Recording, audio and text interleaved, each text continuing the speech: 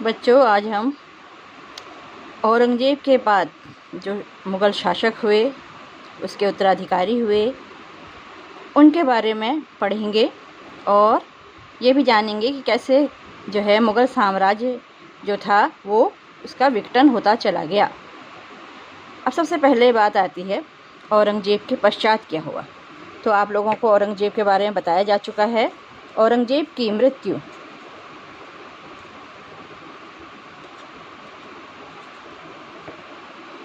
मृत्यु 1707 ईस्वी में हुई थी। ठीक है, और आप लोगों को पता ही है कि इसने लगभग 50 वर्ष तक शासन किया था और उसमें उसने 25 वर्ष जो है दक्षिण भारत के विजय अभियानों में जो है व्यतीत किए थे। और जिन 25 वर्षों में वो दक्षिण भारत में संलग्न था, उस दौरान उसने अपना राज्य जो है वो अपने अधिकारियों के हाथों में सुपुर्द कर रखा था।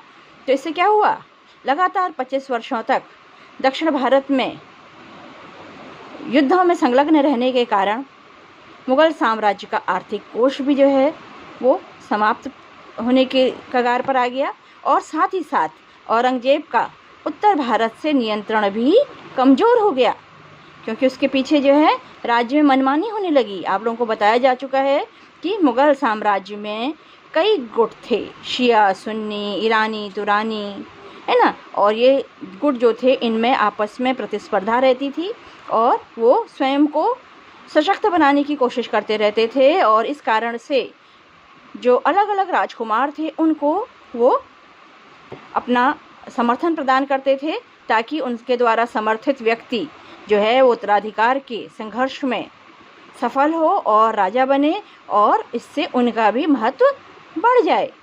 तो क्या हुआ, जब औरंगज़ेब 25 वर्ष तक दक्षिण भारत में संलग्न रहा तो उत्तर भारत में उसके राज्य में इस तरह की गुटबाजी होने लगी। अब औरंगज़ेब को भी आप लोगों को पता है कि औरंगज़ेब ने अपने भाइयों को मारकर उत्तराधिकार का संघर्ष की शुरुआत की और अपने भाइयों को समाप्त करके उसने शाहजहाँ को भी बंदी बनाया और राज्य प्राप्त किया।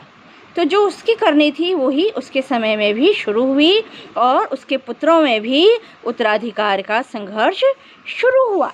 ठीक है, अब इसमें जो उसके पुत्र थे, मोहम्मद मुअज्जम शाह, मुअज्जम जिसे शाह आलम भी कहते हैं, मोहम्मद आजम और कामबख्श, ठीक है, इनमें संघर्ष हुआ और इसमें मोहम्मद मुअज्जम जो था वो विजयी हुआ। मोहम्मद मुअज्जम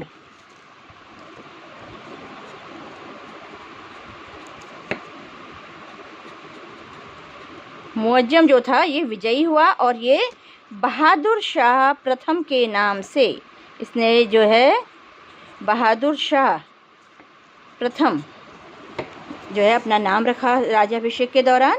ठीक है, वास्तविक नाम मोहम्मद मुअज्जम था और इसने बहादुर शाह प्रथम के नाम से जो है अपना राज्याभिषेक कराया। ठीक है, बहादुर शाह प्रथम की उपाधि धारण की। और इस समय क्योंकि औरंगज़ेब का शासनकाल बहुत बड़ा था, तो इस समय तक इसके पुत्र भी बहुत ज़्यादा उम्र के हो चुके थे। तो मोहम्मद मुअज्जम या बहादुर शाह प्रथम जिस समय शासक बना, उसकी उम्र जो थी 63 वर्ष थी। ठीक है, 63 वर्ष की आयु में काफ़ी बड़ी उम्र थी और इस उम्र में जो है ये शासक बनने में सफल हुआ। ठीक है, और राज्याभिषेक के पश्चात इसने क्या किया, शांति प्रिय नीति अपनाई। ठीक है, और आप लोगों को पता ही है कि औरंगज़ेब के समय में शिवाजी महाराज जो हैं वो क्या कर रहे थे, मुग़लों के लिए एक चुनौती बने हुए थे और वो चाहते थे कि भारत में फिर से हिंदू पद पातशाही या हिंदू राज्य स्थापित हो। और आप लोगों को पता ही है कि औरंगज़ेब ने उनको बंदी बनाया था, है ना।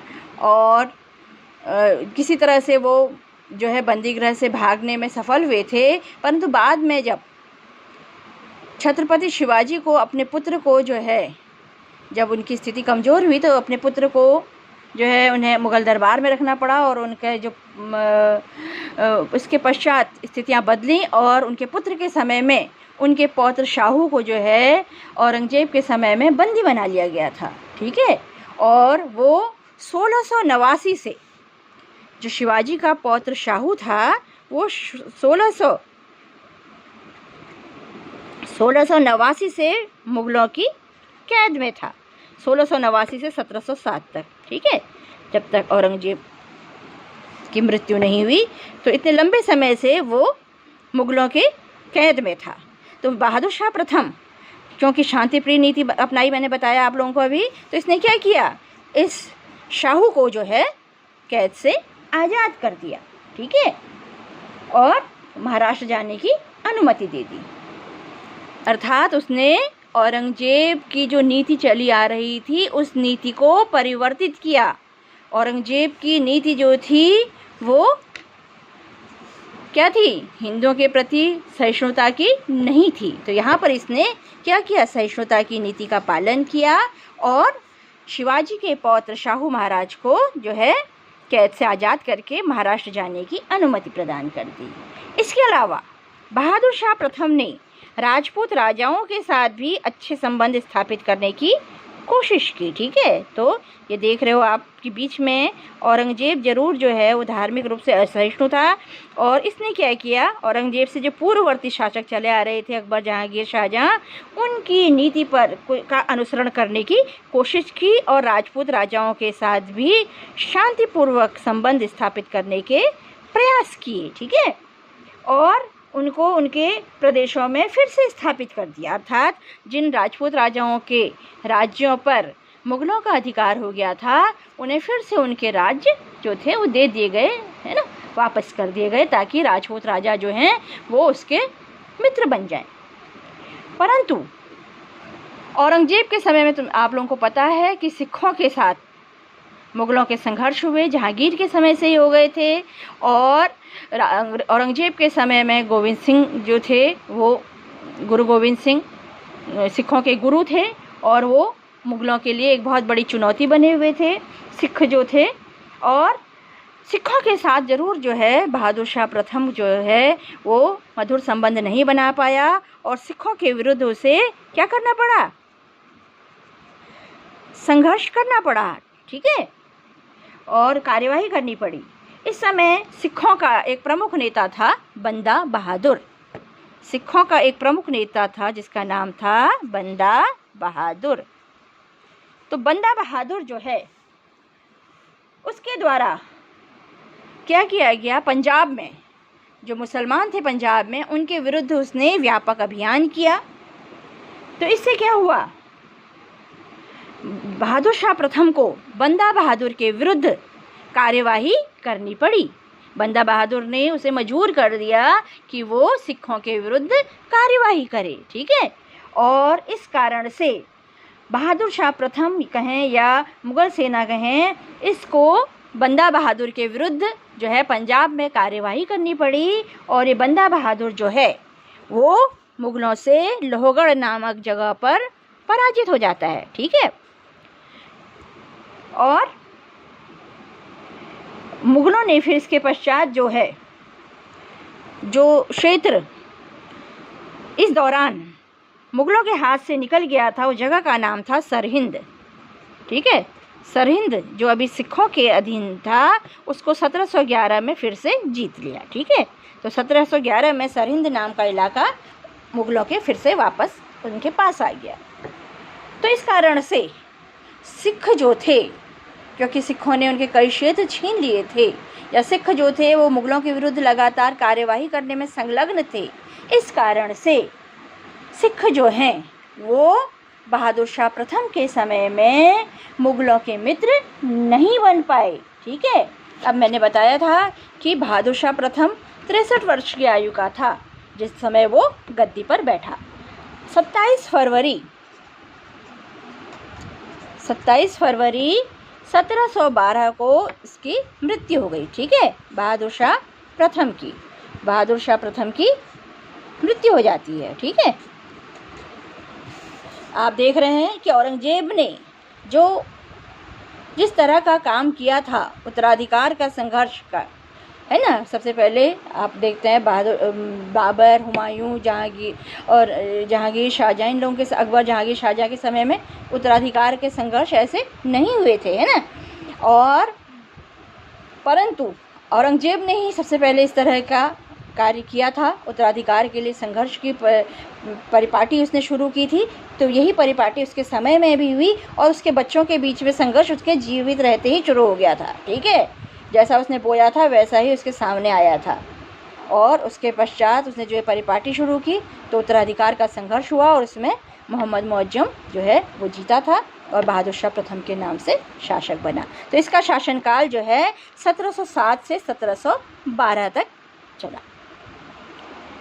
और यही ऐसा अंतिम मुग़ल सम्राट था। सर सिडनी ओवन कहते हैं, सर सिडनी ओवन का कहना है,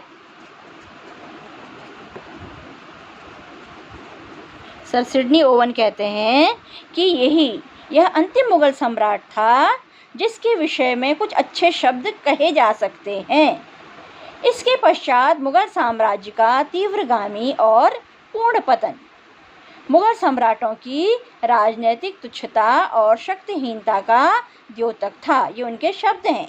अर्थात मुग़ल बादशाहों में बहादुर शाह प्रथम ही एक ऐसा शासक था जिसके बारे में कुछ अच्छी बातें कही जा सकती हैं, जिसने मुग़ल साम्राज्य को थोड़ा बहुत क्या किया, उसको सुरक्षित रखा।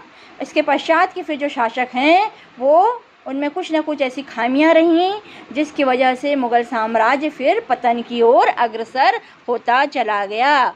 तो अच्छे जो मुग़ल बादशाहों का जो दौर था वो बहादुर शाह प्रथम के साथ ही समाप्त हो जाता है। इसके बाद के मुग़ल शासक जो थे वो कमज़ोर साबित हुए। ठीक है, और आप लोग बहादुर शाह प्रथम से कंफ्यूज ना करें। जो 1857 में बहादुर शाह जफ़र जिनको कहते हैं वो बहादुर शाह द्वितीय थे। ठीक है, और ये बहादुर शाह प्रथम जो है वो औरंगजेब के पश्चात उसका पुत्र जो था वो शासक बना था। अब बहादुर शाह प्रथम की मृत्यु के पश्चात फिर उसके भाइयों में अब ये परंपरा औरंगजेब के समय से शुरू हो गई थी उत्तराधिकार की, तो वो आगे भी चलती रही। और ख़ासकर इसमें जो ये गुट थे, शिया, सुन्नी, ईरानी, तुरानी, है ना, इन गुटों का भी बहुत बड़ा हाथ था, है ना। ये क्या करते थे, इन राजकुमारों को उत्तराधिकार का संघर्ष करने के लिए प्रेरित करते थे, क्योंकि उन्हें ये पता था कि अगर उनका समर्थित व्यक्ति शासक बन जाएगा तो उनके क्या होगा, मुग़ल साम्राज्य में उनकी पहुंच सबसे ऊपर होगी, है ना। तो क्या हुआ, बहादुर शाह प्रथम की मृत्यु के पश्चात उसके 4 पुत्र थे, जहांदार शाह, अजीम उस शान रफ़ी उस शान और जहान शाह। ठीक है, तो इनमें चारों बेटों में युद्ध होता है और इसमें जो उसका पुत्र जहांदार शाह था, जहांदार शाह, 4 पुत्र थे, अभी मैंने उनके नाम बताए। जहांदार शाह था, एक अजीम उस शान था, तीसरा रफ़ी उस शान था और चौथा जहान शाह था। इन चारों में युद्ध होता है और ये जहांदार शाह जो है वो ईरानी दल के समर्थन से, ईरानी दल का उस समय जो नेता था उसका नाम था जुल्फ़िकार खां। ठीक है, ईरानी दल के नेता का नाम था जुल्फ़िकार खां। तो उस जुल्फ़िकार खां की मदद से या ईरानी दल की मदद से जो है ये क्या होता है, विजय हासिल कर लेता है या साम्राज्य पाने में सफल रहता है। ठीक है, और चूंकि जुल्फ़िकार खां ने उसको शासक बनने में सहायता प्रदान की थी, इससे जुल्फ़िकार खां को वो अपना प्रधानमंत्री बना देता है। ठीक है, जुल्फ़िकार खां जो है वो जहांदार शाह का प्रधानमंत्री नियुक्त किया जाता है। ठीक है, अब जहांदार शाह जो है मार्च 1712 से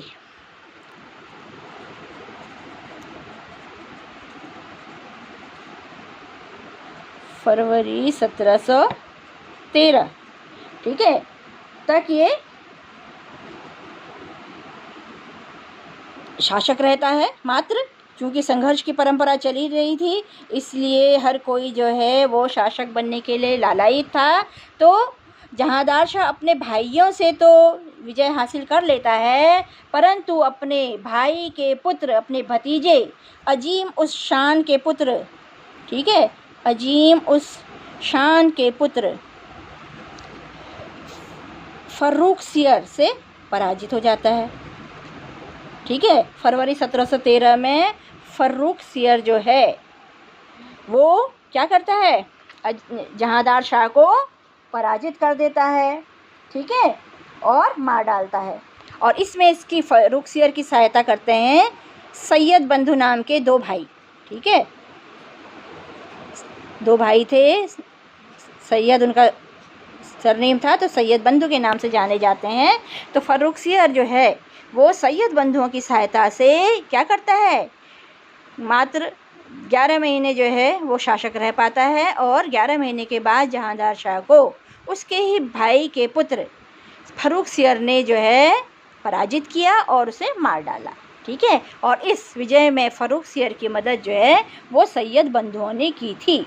तो ये सैयद बंधुओं का नाम था अब्दुल्ला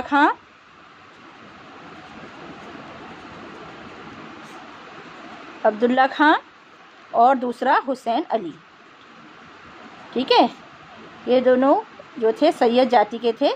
तो इन दोनों को, इन सैयद बंधुओं को क्या करता है वो, क्योंकि इनकी सहायता से शासक बना था, तो अब्दुल्ला खां को तो वजीर बना देता है और हुसैन अली को मीर बख्शी का पद दिया जाता है। दोनों महत्वपूर्ण पद थे, ठीक है। तो इन महत्वपूर्ण पदों पर जो है वो इन सैयद बंधुओं को फर्रुखसियर जो है वो उनको स्थापित कर देता है। अब फर्रुखसियर इन दोनों भाइयों की मदद से शासक तो बनता है, पर वो जानता है कि ये अब्दुल्ला खां और हुसैन अली जो है उसके लिए परेशानी का कारण बन सकते हैं, क्योंकि इनके पास बहुत ताकत थी और फर्रुखसियर को उनकी बढ़ती हुई ताकत से भी भय था सैयद बंधुओं की। इसलिए वो सैयद बंधुओं की शक्ति को कम करने की सोचता है और इसके लिए वो क्या करता है, प्रयास करता है। तो सैयद बंधुओं को जो है इस बात का पता चल जाता है और मराठा सैनिकों की सहायता से सैयद बंधु जो हैं उन्होंने 28 अप्रैल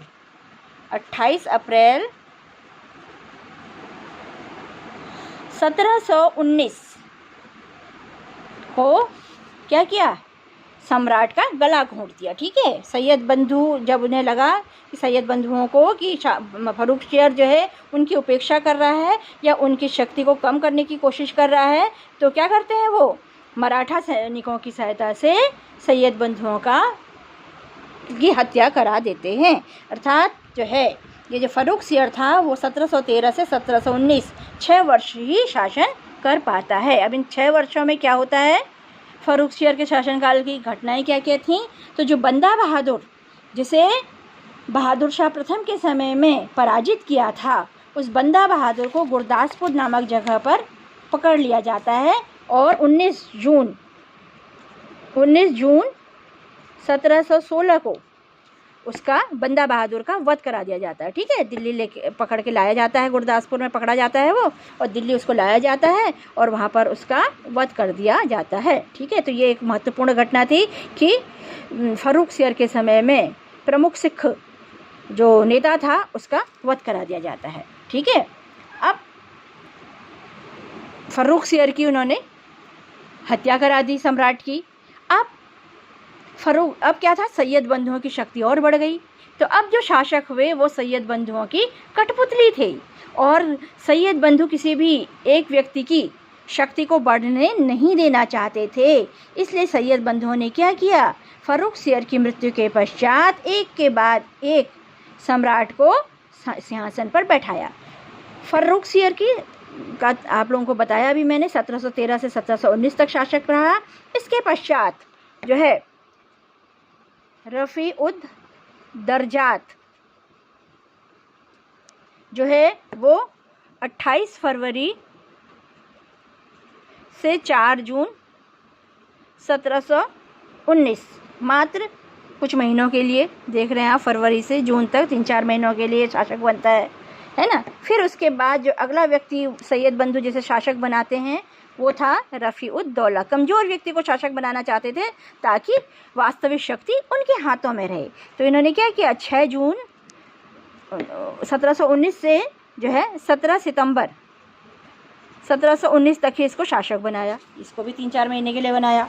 इसके पश्चात जो अगला व्यक्ति शासक बना वो था मोहम्मद शाह, ठीक है। ये सितंबर 1719 से सितंबर 1719 से 1748 तक शासक बना। ये इसे जो है फिर लंबे समय तक शासन करने का मौका मिला। इस दौरान सैयद बंधुओं की मृत्यु हो गई है ना, तो इसे मिला, परंतु इसको शासक बनने में सहायता जो थी वो सैयद बंधुओं ने ही की थी। ठीक है। अब क्या हुआ, 1720 में तुरानी अमीर जो हैं उनका बढ़ जाता है राज्य में रुतबा। ठीक है। तो तुरानी ने अमीर जब अपनी शक्ति बढ़ाते हैं तो इसके साथ ही सैयद बंधुओं का पतन हो जाता है। ठीक है। और हुसैन अली का वध कर दिया जाता है और अब्दुल्ला खां को बंदी बना लिया जाता है। इसीलिए मोहम्मद शाह को लंबे समय तक राज्य करने का अवसर प्राप्त हो जाता है। ठीक है। तो एक वर्ष बाद ही 1720 में जो है सैयद बंधु जो हैं उनका पतन हो जाता है। ठीक है। मैंने बताया कि हुसैन अली का वध कर दिया जाता है और अब्दुल्ला खां को बंदी बना लिया जाता है। ठीक है। अब मोहम्मद शाह के शासनकाल में क्या होता है, क्योंकि औरंगजेब ने एक विशाल साम्राज्य खड़ा किया था, तो आप लोगों को मैंने बताया कि उत्तर भारत लगभग पूरा मुगलों के अधीन था और उसने दक्षिण भारत में अपनी शक्ति का विस्तार करने के लिए 25 साल दिए थे। परंतु उसके पश्चात जब कमज़ोर शासक हुए तो इस दौरान मोहम्मद शाह के समय में निजामुल मुल्क ने क्या किया, दक्कन में एक नया स्वतंत्र राज्य स्थापित कर लिया। ठीक है। उसने अपने को मुगलों की अधीनता से मुक्त करके अपनी अधीनता से अपने को स्वतंत्र घोषित करके दक्कन में निजामुल मुल्क ने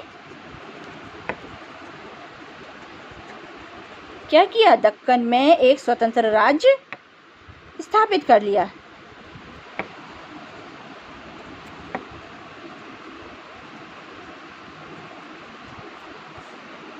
ठीक है। इसके अलावा इसकी देखा देखी, क्योंकि इस दौरान देख रहे हो आप मुग़ल साम्राज्य में ये शासक बनने का दौर शुरू हो रहा है। मुग़ल साम्राज्य अपने आंतरिक संघर्षों में ही संलग्न है, तो इसका फ़ायदा और उठाया गया। निजामुल मुल्क ने दक्कन में किया। इसके अलावा सादत खान ने जो है अवध में स्वतंत्र राज्य स्थापित कर लिया। मुर्शीद कुली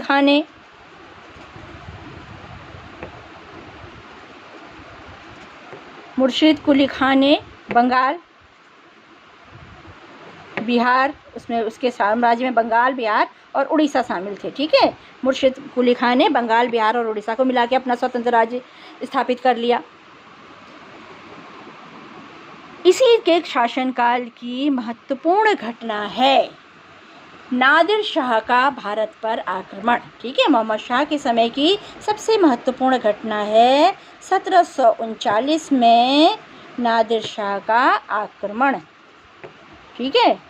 तो देख रहे हो कि इसके समय में साम्राज्य जो है वो उसका विस्तार कम हो गया, क्योंकि कई लोगों ने क्या किया, स्वतंत्र राज्य स्थापित कर लिए।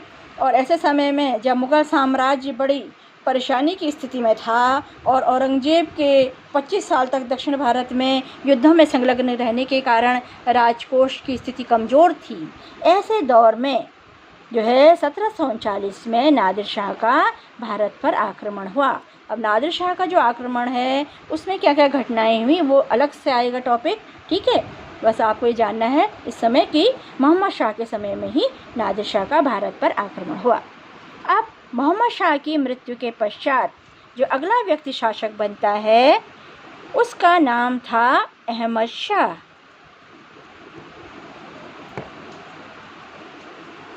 ये 1748 से 1754 ईस्वी तक शासक रहा। ठीक है। इसके समय की कोई ख़ास घटनाएं नहीं हैं, कोई ये ऐसा शासक नहीं हुआ जिसके कोई उल्लेखनीय काम किए हों जिसने। इसके बाद अगला व्यक्ति जो शासक बना वो था आलमगीर द्वितीय। ठीक है। इसने 1754 से 59 तक शासन किया और इस दौरान इसके समय में जो आक्रमण हुआ वो था अहमद शाह अब्दाली का। आलमगीर के समय में अहमद शाह अब्दाली, ये बाद में इनका अलग से बात आएगी। इसने लगातार कितने आक्रमण किए, 1748 में किया, 49 में किया, 52 में किया, 56, 57 में किया, फिर 59 में किए। इतने लगातार अहमद शाह अब्दाली ने मुग़लों के साथ जो है युद्ध किए। ठीक है।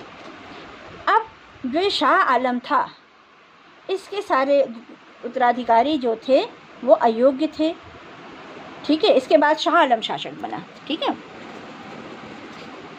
आलमगीर के बाद जो है शाह आलम द्वितीय जो था शासक बना और इसका टाइम पीरियड था 1759 से 1806। ये जैसे तैसे जो है मुग़ल साम्राज्य को खड़ा कर तो रहे थे, है ना, कमज़ोर तो थे पर फिर भी इन्होंने मुग़ल साम्राज्य को संभाला। परंतु शाह आलम के बाद जो शासक बने वो अयोग्य थे और कठपुतली शासक थे, अर्थात जो उनके साम्राज्य में दल थे, ईरानी, तुरानी, शिया, सुन्नी, इनके हाथों की कठपुतली मात्र थे। ठीक है, अपने भोग विलास इन चीज़ों में संलग्न रहते थे और वास्तविक रूप में जो सत्ता थी वो इन दलों के नेताओं के हाथों में थी। ठीक है, तो और यही इसी तरह से ये नाम मात्र का जो मुग़ल साम्राज्य था वो 1858 में बहादुर शाह द्वितीय, जिसने गदर के समय में नेतृत्व किया, उसके समय तक चलता रहा। ठीक है, तो ये सब बाद में शाह आलम द्वितीय के बाद के शासक खाली नाम मात्र के शासक थे और 1858 में बहादुर शाह जफ़र द्वितीय के संग जो है फिर मुग़ल साम्राज्य का पूर्णतया अंत हो जाता है। ठीक है, तो इस समय में जब ये कमज़ोर शासक हुए, इस दौर की जो मुख्य विशेषता थी वो ऐसी थी कि इस समय ऐसे सरदारों का उत्थान हुआ, ऐसे सरदार ईरानी, तुरानी या शिया सुन्नी दल के ऐसे नेताओं का उत्थान हुआ जो सम्राट को बनाने की भूमिका अदा करते थे, या जिन्हें हम कहेंगे कि सम्राट निर्माता थे। ठीक है, और ये बहुत स्वार्थी थे, इसीलिए जो है ये अलग अलग व्यक्ति को, जो कमज़ोर उत्तराधिकारी होते थे, उनको क्या करते थे, समर्थन देते थे ताकि वो उनकी कठपुतली बने रहें और वास्तविक शक्ति या सत्ता इनके हाथ में रहे। तो ये लोग स्वार्थी होते थे, व्यक्तिगत हित इनके लिए सबसे महत्वपूर्ण थे, तभी इन्होंने कमज़ोर व्यक्तियों को शासक बनाया और राज्य के हितों के विपरीत कार्य करते थे। इसीलिए जो इनके अपने व्यक्तिगत हित जो हावी थे या अपने हितों के लिए राज्य के खिलाफ काम करते थे, इसी कारण दिन प्रतिदिन जो है मुग़ल साम्राज्य कमज़ोर होता चला गया, शासक भी कमज़ोर था और जिनके हाथ में सत्ता आई वो भी राज्य के हित की बात नहीं करते थे। इस कारण मुग़ल साम्राज्य जो है वो पतन की ओर अग्रसर होता चला गया। आज बस इतना ही बताऊंगी, कल को फिर मुग़ल साम्राज्य के पतन के कारणों पर चर्चा करेंगे। और बच्चों, हम लोगों के पास ये इंस्ट्रक्शंस आए हैं कि हम जो है गूगल मीट वगैरह से ही आप लोगों की क्लास लें, इसलिए अब हम जो है गूगल मीट से ही कोशिश करेंगे और जिस दौरान आपकी क्लास का पूरा टाइम होता है उस दौरान आप कनेक्टेड रहेंगे। और केवल गूगल क्लास में अटेंडेंस भेजने से नहीं होगा, गूगल मीट में भी आपकी क्लास जो है टैली की जाएगी कि कितने बच्चे, कौन कौन बच्चे ज्वाइन हो रहे हैं, और गूगल मीट में जो बच्चे आएंगे उन्हीं की को ही अटेंडेंस दी जाएगी, है ना। बच्चे क्लास के टाइम में नहीं आना चाहते हैं तो कोई मतलब नहीं बनता फिर अटेंडेंस का। ठीक है, तो कल से गूगल मीट के द्वारा हम कोशिश करेंगे, फिर आगे को जो भी हमारे लिए इंस्ट्रक्शंस आएंगे उसके हिसाब से देखेंगे। तो आप लोग कल जो है 11:30 बजे गूगल मीट में कनेक्ट होंगे। ठीक है, और मैंने जो आज पढ़ाया उसे आप पढ़ें। मैंने आप लोगों को मटेरियल भी भेजा था, है ना, और मैं इस जो अभी यहाँ पर लिख रही हूँ आपको पढ़ाते पढ़ाते इसकी भी फ़ोटो खींच के व्हाट्सएप में भेज देती हूँ, तो आप जो है आपस उसको जो है कनेक्ट करके पढ़ सकते हैं, समझ सकते हैं। ठीक है, आज बस इतना ही।